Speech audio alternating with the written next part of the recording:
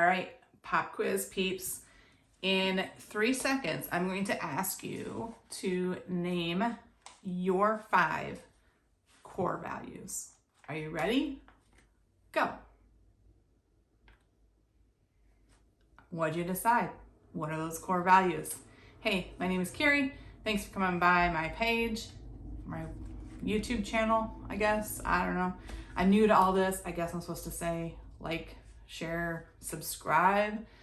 Keeps our channel going, keeps our conversation going. So want to see you back. Hit that subscribe button so you get new content when we post. So we're going to talk today about core values. How many of you, when I said name your core values, could ramble them off? How many of you had to think about it?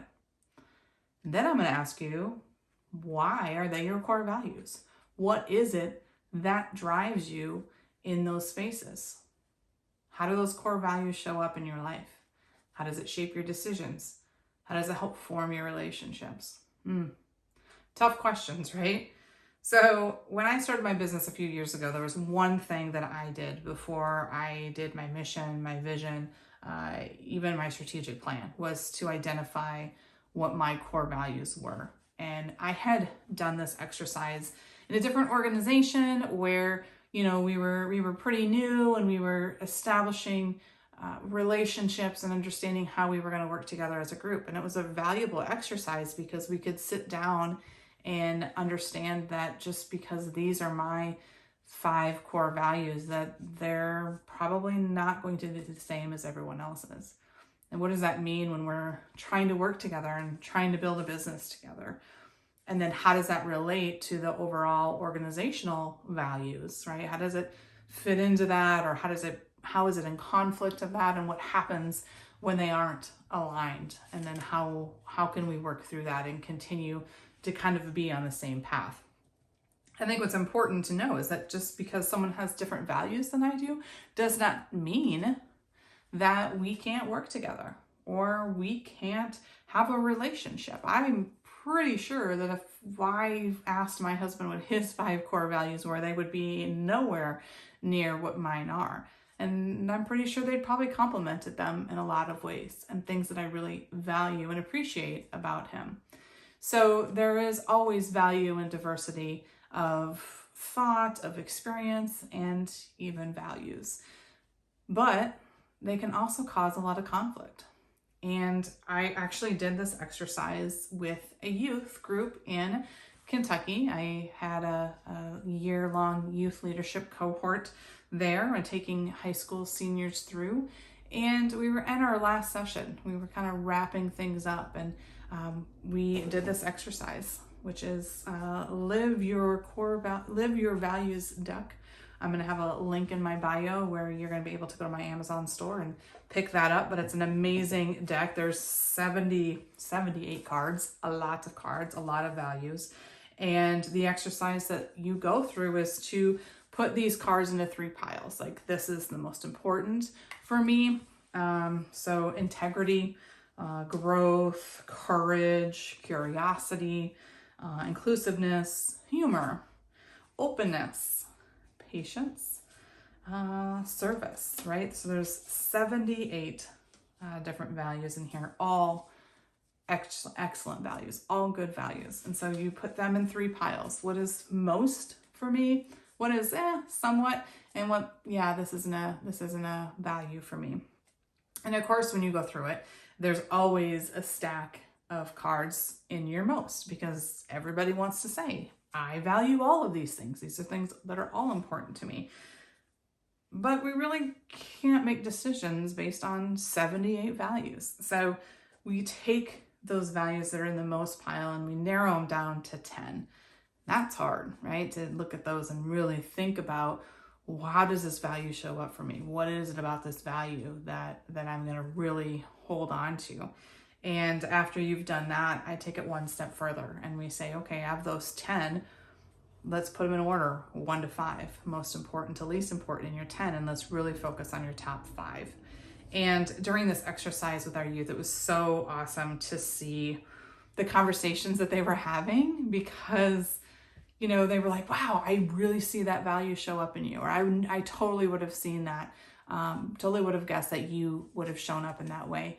Some of them were really surprising to them and saying, I didn't know that was important to you. And it really sparked some really great conversation among them after they've, spent this whole year together getting to know one another.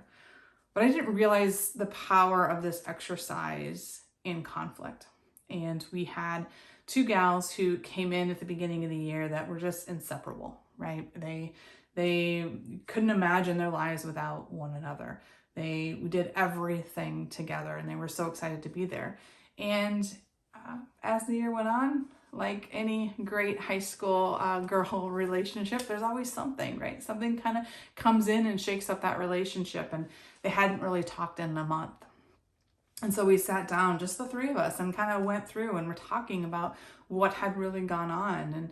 And of course, we're blaming one another, or you did this, or you didn't do this, or, and I finally had just said, when you're hearing each other, I want you to go back to your values, and I want you to talk about what value, is really important to you that you're not feeling in this relationship, or there really was compromise in this argument that you had, or in this situation that you just went through. And it was so interesting because one of her values was trust.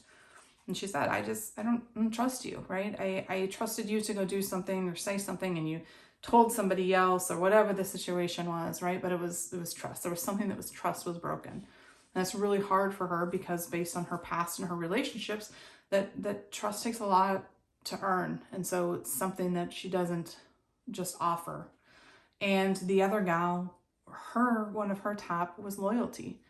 And she's like, I just really, really needed you. And I was in a bad place and you just didn't show up for me. Right. And so it wasn't that either one of them really had done anything wrong. It was a conflict of value. And when they really had this deep conversation to understand where the other person was coming from, why they were so hurt, it really started to open up that communication and mend that relationship, and to be able to say that this conflict of our values, although was hurtful, it's not worth ending our relationship for, and we want to move on for this. And I think that was so important, especially for young girls, to be able to identify that and have that conversation. But I think when we look at this from conflict in a lot of different ways, right? There are certain topics, certain things that we dig our heels into. Like, I'm not budging on this, or we're having a conversation with somebody and we're just not, I don't understand why you won't budge. Why is this such a big deal to you?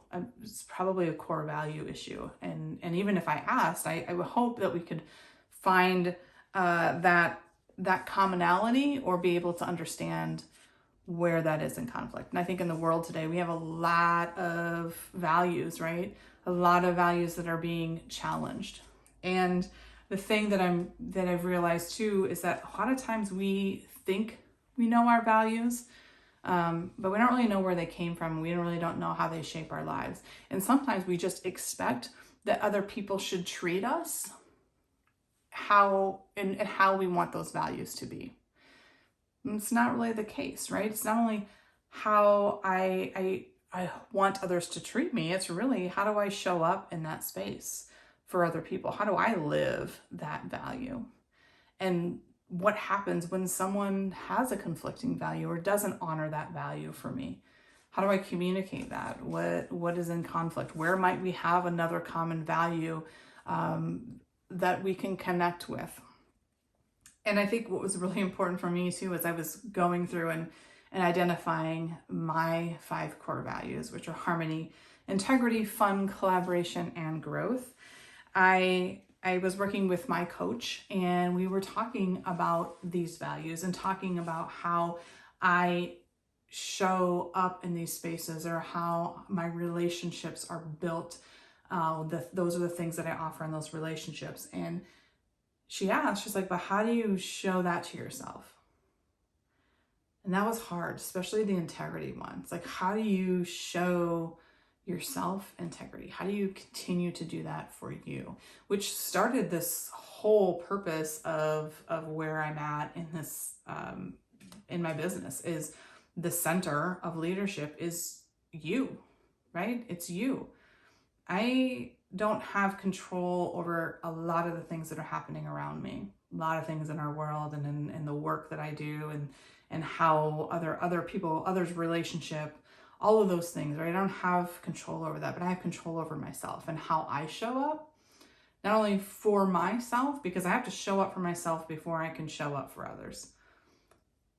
So if I can work on showing up better for myself, I will naturally be better at showing up for other people. I will naturally be better at leading other people. I will naturally be more confident in who I am, that when someone else has a different value than I do, I don't feel so attacked or feel like I'm wrong, that I can stand in my value. I can own who I am, and I can also understand that you have a different value, and that's totally okay.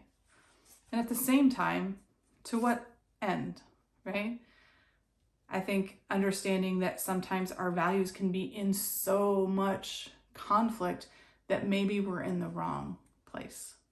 Maybe wrong place in a relationship, maybe the wrong place in a job. And sometimes it's that sign that I need to walk away. My organization has values and they're great, and your organization is living your values and they're just doing amazing things, but my values no longer fit into that picture and I'm always in conflict with them, then it's probably a great sign for me to say I need to find somewhere else to go, right? There's no reason for me to stay here and constantly be in conflict with the organizational values that I just don't believe in. They're just not getting my full authentic self here.